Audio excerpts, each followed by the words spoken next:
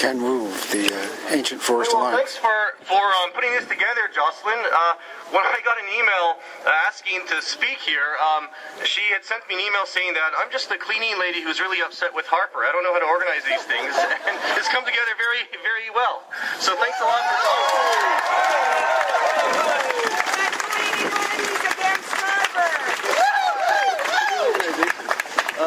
So yeah, the reason I'm speaking today is because I actually have set up a new organization that is going to be working on increasingly issues of democracy, certainly supporting the fight for democracy in Canada.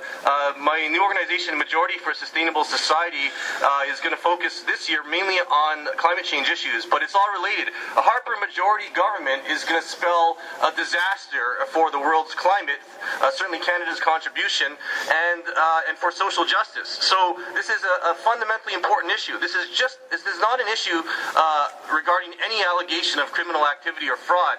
This is about the government potentially stealing the last election into a majority territory when otherwise they would have been in minority territory. Yep. It gets to the heart of what a decent and just Canada should be, or should it be.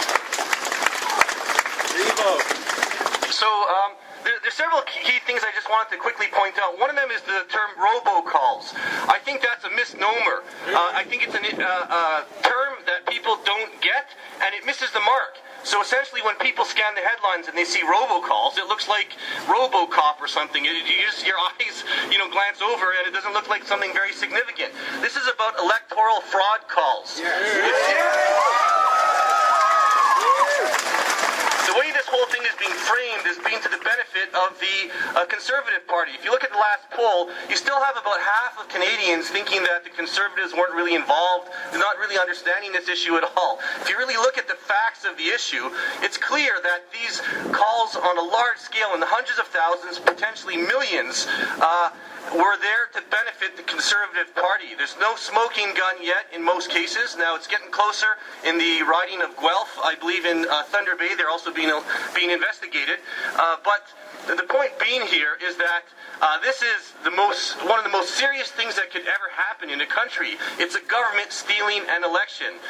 Stephen Harper has been bringing Russian-style politics into Canada, and this is the sort of thing that we have to get the ball rolling on, building an increasing movement of involved people, including cleaning ladies pissed off at Harper and all types of people.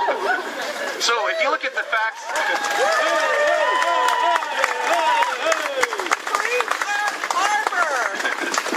So if you look at the facts of what's going on, this definitely fits into the pattern of what the Harper government has been about since 2006.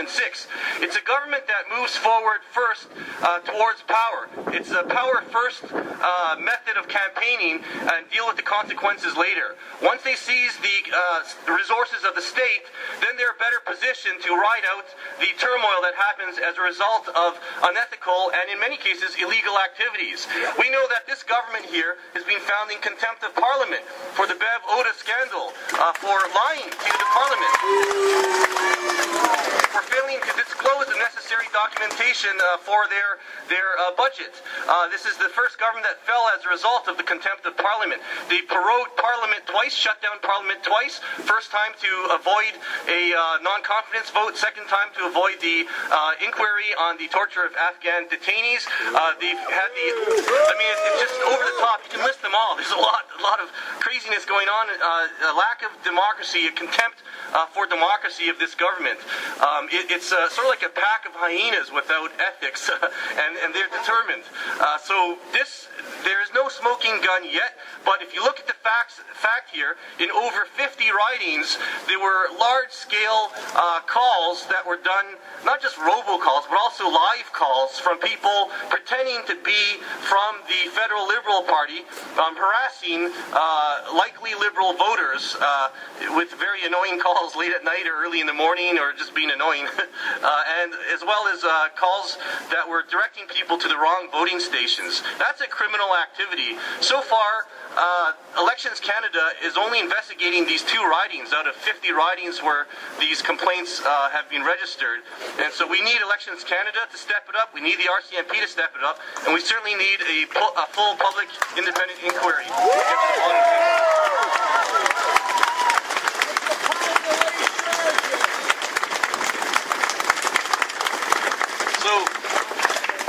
Yeah, my main thing here is that we need to reframe this issue into an issue of electoral fraud. These are electoral fraud calls. They're not robocall calls. That's not the issue.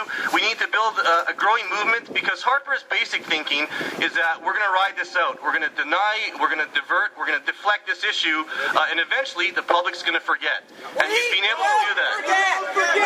We won't. This has got to be the albatross that goes around his neck all the way until election time. So thanks for putting this together on just a few days' notice. It's very impressive what you've done here. Thank you.